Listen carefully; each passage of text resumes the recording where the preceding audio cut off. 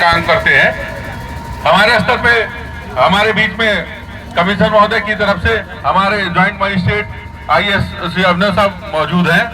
आप उनके माध्यम से अपनी समस्या कमिश्नर साहब को पुनः प्रेषित करें, क्योंकि आपने पहले भी सबको बता दिया है कि कमिश्नर और सबने आश्वासन तो दिया है लेकिन उनके बस का नहीं है। तो इसलिए हमारा अनुरोध है कि सर की बात सुन ले और अपनी बात भी कह ले।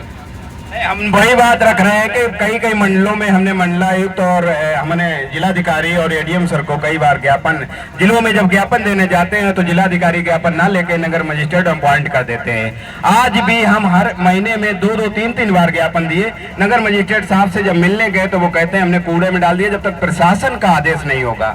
जबकि प्रशासन का आदेश है 2021 में कि जिले में सक्षम अधिकारी नियुक्त हैं जिन प्रॉपर्टियों को नीलाम करके लोगों को भुगतान करें, लेकिन हमारे ज्ञापनों को कूड़े में डाल दिया जाता है। इस बात पे हम चाहेंगे कि आप अगर आए हैं, अपॉइंटेड हैं, तो माइक से आप बात को रखें हमारे बीच। मेरा चुप साइलेंट।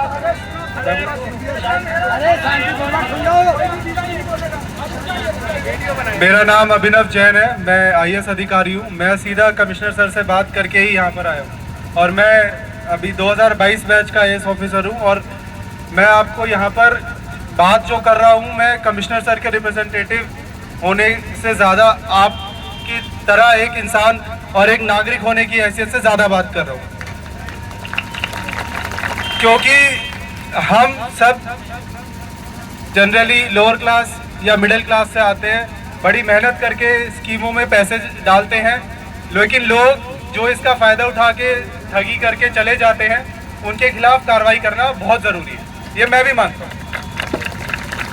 इस चीज़ के लिए एक व्यवस्था बनाई गई 2019 में, एक बर्ड्स एक्ट करके आया गया, banning of unregulated deposit schemes act, और साथ के साथ हमारी जो नई कानून व्यवस्था आई है 2000 BNSS जो है उसमें भी इसका प्रोविज़न दिया गया है।